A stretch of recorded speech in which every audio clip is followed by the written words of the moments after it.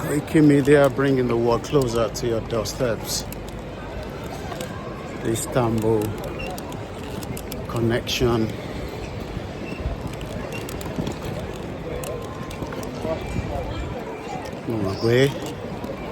Tabati in the country or no, within 10 years, traffic to Mama Wasile Yoruba Lele. I want to feel baby by travel. I want to feel share other things. I want to feel work away. I want to feel money a bit of our history. Ikati British in here by joining us together and putting us in this mess. So, she few people lè kó máa gbádùn. Ṣé wọ́n bá péréke lè kó gbádùn àbí gbogbo 60 million.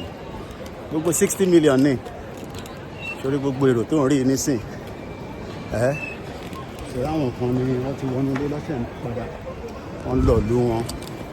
So, ìdí táwa náà ṣe ń sọ pé ká gba country wa ká lè ní closure.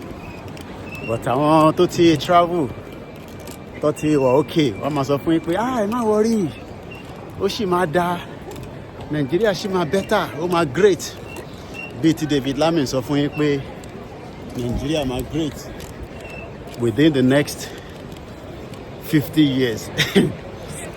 So 50 years from now ó yẹ kí a ti ní Yorùbá International Space Station ó yẹ ká ti ní research center ó yẹ káwa náà ti lọ káàkiri ká ti develop.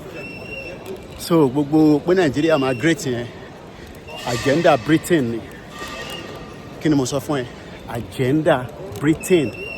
So ibi tí mo ṣe ń rìn lọ láti fi connect ó ṣì nọ́ọ̀sẹ̀ gan because it's a big airport ìwọ náà rí oríṣiríṣi different people different culture ọwọ́ akọ́wà papọ̀ oníkàwé lọ́ máa pera wa ní one Nigeria fake country. Wọ́n mọ̀ pé kò sí ọ̀kan tó ń jẹ́ wọ́n Nàìjíríà but àwọn táwọn sọ fún wọn argue tàbá sọ wọ́n ní ambition tiwa nìkan ni sórí àwọn mùsùlùmí kan ló ń lọ yẹn nísìn ìgbàbí by travel Christian Hindu atheist freedom oníkankan ṣe pẹ̀lú religion ẹ̀ gbogbo ara máa ń sọ gbogbo àwọn tó ń rí nísìn freedom lọ ní tàbá ti ní freedom then a ní láti máa wá complain so big nìyẹn. So mo kí fashion designer mi Omitaf Culture àwọn lọ gélé sí wa lọ́rùn pé Mr. Koiki this is for you. Wàá lọ tí mo ti rìn mo dẹ̀ tí débi tí gate mi wà so mo bẹ̀ wá mo rọ̀ wá ẹ jẹ́ ká gbéra ká ṣe tí bàbá Akíntóyè sọ ká lè dá dúró gẹ́gẹ́ bí independent Oduduwa Republic, Yoruba Nation, Yoruba Kingdom, whatever we want to decide to call it. Ká ní passport tiwa, ká run economy tiwa, kí gbogbo àwa tá wà nílé àti diaspora ká lè ní closure. And the quicker we do it, the better. Nigeria will work. So don't let anybody fool you. Pé Nigeria might work. No, will it work? Nigeria is never going to work. Dissolution is the solution. But the ambition of I want to feel a election in me. I mean, you ask yourself, what more làwọn fẹ́? What more ni wọ́n tún fẹ́? So, what more ni wọ́n tún fẹ́?